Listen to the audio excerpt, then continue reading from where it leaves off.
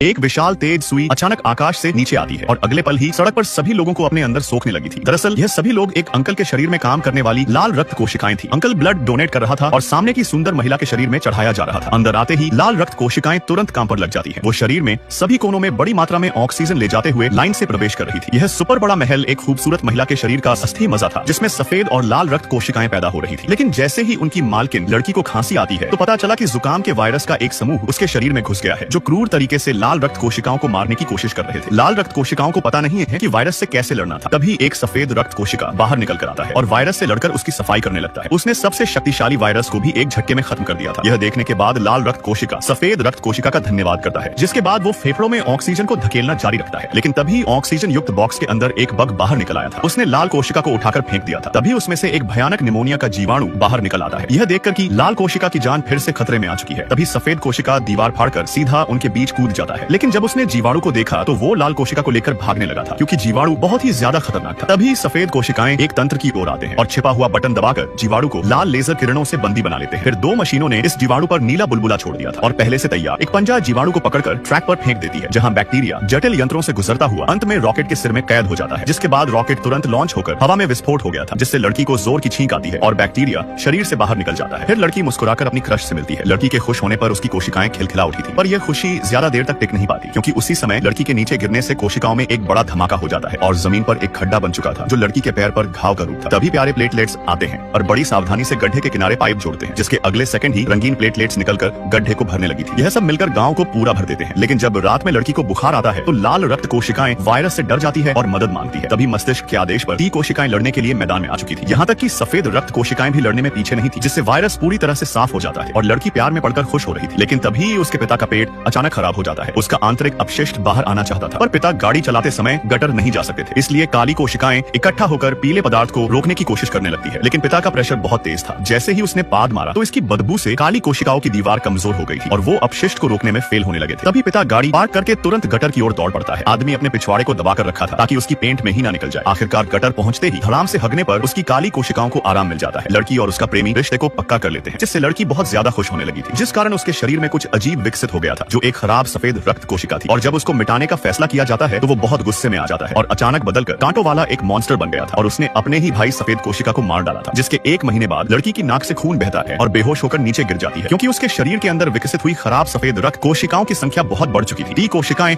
उनसे लड़ने की बहुत कोशिश करती है, लेकिन खराब कोशिकाएं बहुत ताकतवर थी, जिनको हराना बहुत मुश्किल हो गया था। उनके पास अजीब शक्तियां थी, जिससे वो लड़की के शरीर में उत्पाद मचा रही थी। उसने सारे सफेद कोशिकाओं को मार डाला था, लेकिन उसी समय एक रॉकेट लड़की के शरीर में प्रवेश करने लगता है, जो ताकत की दवा थी।